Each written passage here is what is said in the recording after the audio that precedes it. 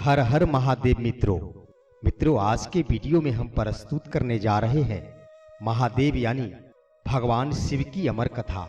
मित्रों, इससे पहले कि ये कथा हम प्रारंभ करें, जिन्होंने अभी तक मेरे चैनल को सब्सक्राइब नहीं किया है वो कृपया मेरे चैनल को सब्सक्राइब कर ले।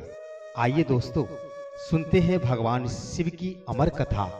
मित्रों, पुराणों में संस्मरण है कि एक बार माता पार्वती ने बड़ी उत्सुकता के साथ बाबा श्री विश्वनाथ देवाधिदेव महादेव से यह प्रश्न किया कि ऐसा क्यों होता है कि आप अजर अमर है और मुझे हर जन्म के बाद नए स्वरूप में आकर फिर से वर्षों की कठोर तपस्या के बाद आपको प्राप्त करना होता है।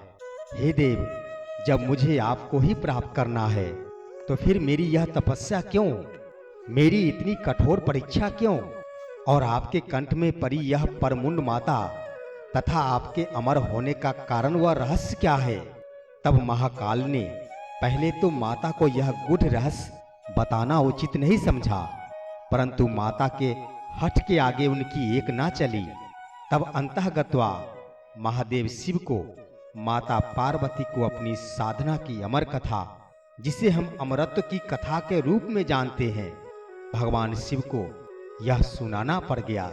और भक्तों, यह अमर कथा भगवान शिव ने अमरनाथ की गुफा में सुनाई। भगवान शंकर ने मां पार्वती से एकांत व गुप्त स्थान पर अमर कथा सुनने को कहा, जिससे कि अमर कथा को कोई भी जीव, व्यक्ति और यहाँ तक कि कोई पशु पक्षी नहीं सुन ले, क्योंकि जो भी व्यक्ति या जीव इस अमर कथा को सुन लेता वह निश्चित रूप से अमर हो जाता। इस कारण शिवजी माता पार्वती को लेकर किसी गुप्त स्थान की ओर चल पड़े। सबसे पहले भगवान भोले ने अपनी सवारी नंदी को पहलगाम पर छोड़ दिया। मित्रों, इसलिए बाबा अमरनाथ की यात्रा पहलगाम से प्रारंभ होती है और आगे चलने पर शिवजी ने अपनी जटाओं में चंद्रमा को चंदनबाड़ी में अलग कर दिया और गंगा जी को पंचतरणी में और कंठाभूषण सर्पों को शेषनाग पर छोड़ दिया। आगे की यात्रा में अगला पड़ाव गणेश टाप पड़ता है। इस स्थान पर बाबा ने अपने पुत्र गणेश को भी छोड़ दिया था, जिसको महागुना का पर्वत भी कहा जाता है। पिस्सू घाटी में पिस्सू नामक कीड़े को भी त्याग दिया। इस प्रकार महादेव ने अपने पीछे जीवनदायिनी पांचों तत्वों को भी अपने से अलग कर दिया था। इसके बाद माता पार्वती के संग एक गुप्त गुफा में प्रवेश कर गए। कोई व्यक्ति, पशु व पक्षी गुफा के अंदर प्रवेश कर अमर कथा को नहीं सुन ले, इसलिए शिवजी ने अपने चमत्कार से गुफा के चारों ओर आग प्रज्वलित कर दिया। फिर शिवजी ने जीवन की अमर कथा माता पार्वती को सुनाना प्रारंभ किया। मित्रों, कथा सुनते सुनते देवी पार्वती को नींद आ गई और वह सो गई। शिवजी को लगा कि माता पार्वती उनकी कथा सुन रही है और इस बात का पता नहीं चल पाया कि माता पार्वती सो गई है और भगवान शिव अमर होने की कथा सुनाते रहे। मित्रों, इस समय दो सफेद कबूतर श्री शिवजी से कथा सुन रहे थे और बीच बीच में हूं की आवाज निकाल रहे थे। शिवजी को लग रहा था कि मां पार्वती कथा सुन रही है और बीच बीच में हुंकार भर रही है। इस तरह दोनों कबूतरों ने अमर होने की पूरी कथा सुन ली और कथा समाप्त होने पर शिवजी का ध्यान माता पार्वती की ओर गया, जो कि सो रही थी। शिवजी ने सोचा कि अगर पार्वती सो रही है तब इसे सुन कौन रहा था और बीच बीच में हुंकार कौन भर रहा था। तब महादेव की दृष्टि कबूतरों पर पड़ी। महादेव शिव कबूतरों पर क्रोधित हुए और उन्हें मारने के लिए तत्पर हुए। इस पर कबूतरों ने भगवान शिव से कहा कि हे प्रभु, हमने आपसे अमर होने की कथा सुनी है। यदि आप अगर हमें मार देंगे तो अमर होने की यह कथा झूठी हो जाएगी। ये बात शिवजी को हृदय में लगी और इस पर शिवजी ने कबूतरों को जीवित छोड़ दिया और उन्हें आशीर्वाद दिया कि तुम सदैव इस स्थान पर शिव पार्वती के प्रतीक चिन्ह के रूप में निवास करोगे। अतः यह कबूतर का जोड़ा अजय अमर हो गया। माना जाता है कि आज भी इन दोनों कबूतरों का दर्शन भक्तों को यहाँ प्राप्त होता है। इस तरह से यह गुफा अमर कथा की साक्षी हो गई व इसका नाम अमरनाथ गुफा पड़ गया। जहाँ गुफा के अंदर भगवान शंकर बर्फ के निर्मित शिवलिंग के रूप में विराजमान है। पवित्र गुफा में मां पार्वती के अलावा गणेश के भी अलग से बर्फ से निर्मित प्रतिरूपों के दर्शन किए जा सकते हैं। मित्रों, इस पवित्र गुफा की खोज के बारे में पुराणों में भी एक कथा प्रचलित है।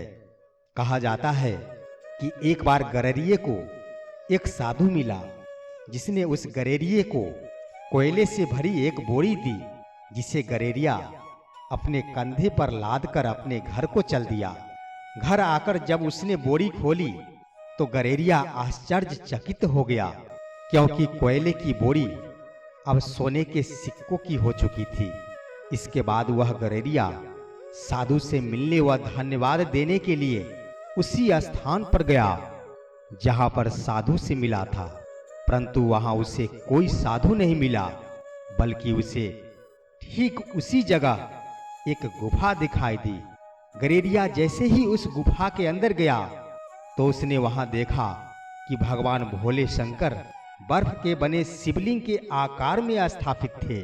उसने वापस आकर सबको यह कहानी बताई और इस तरह भोले बाबा की पवित्र अमरनाथ गुफा की खोज हो गई।